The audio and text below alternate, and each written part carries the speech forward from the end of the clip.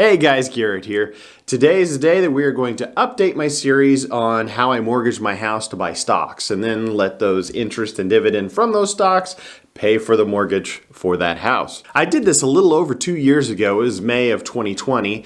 But at the time, house was paid off, interest rates were incredibly low, and I was kind of curious if I could take out a little bit of the money that is the equity within my house and invest that somehow. I'm always trying to invest and see if I can get a return on that money. So I took a $200,000 mortgage out on my house. The value of the house, at least at that time, was around $600,000, so it represented 1/3 of its actual value. So I didn't want to get myself over levered into this. So a $200,000 loan with a 30-year fixed rate term at 3.125%. So it's a very good rate, especially everything that's happened recently.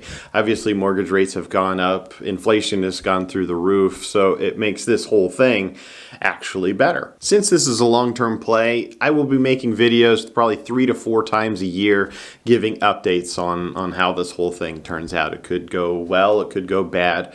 We won't know until we get through this whole thing. So at this point, it's been over 2 years since I've done this. I've bought a mixture of common stock, preferred stock, as well as bonds and baby bonds. Since my last video, I did sell off some stocks and had a few of them called, roughly $5,000 worth of them.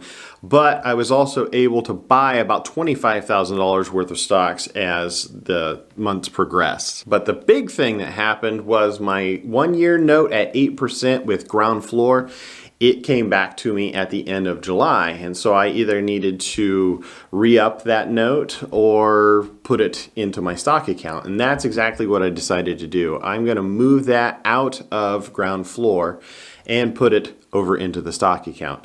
With the way that things are going, with the way the market is going, I think the housing market is going to start getting depressed, and I don't want to get locked into something that I'm not comfortable with. So I'm getting out while I can, transferring it over into that stock account, and then going to get that deployed as soon as possible. So that's $25,000 plus the interest that I got back recently. So even though I was able to get a net of roughly $20,000 worth of stocks bought because I got that 25 grand back, I'm actually less than where I was last month. Let's go over all of the numbers so far. So I took out a $200,000 mortgage, but there were fees associated with it. So I got $197,460 and change. So far, the total invested is $148,836 and some change, which represents 75.4% of what I have that can be invested. So that investment so far is kicking out $11,469.55 worth of annual dividends.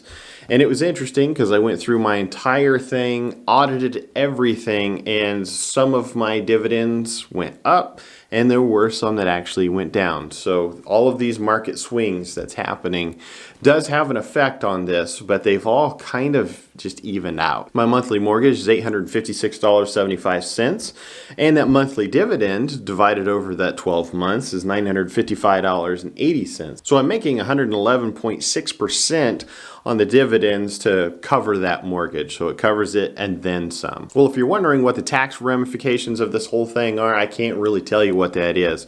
I'm making interest on this, qualified dividends, non-qualified dividends. So I don't know anything until the year has actually gone. But there is some tax that I do have to pay on all of these gains that I get. So as I mentioned, I have $148,000 and some change invested so far, but I do have $41,770 of cash ready to deploy when the market becomes a better buy. I think right now we're kind of in a bear market rally, and I think things are going to be cooling off here pretty soon. So if you add up the entire portfolio that I have, the cash plus those stocks, they are worth $203,477.39. So they are worth more than the mortgage that I actually took out. And I have been paying on that mortgage. So I've made 26 payments on that mortgage. And the loan amount left on it is $190,975. So I have a good $12,000 to $13,000 cushion right there if I was to liquidate everything and just be done with this experiment. But obviously, if the market tanks all of a sudden, that value could go down.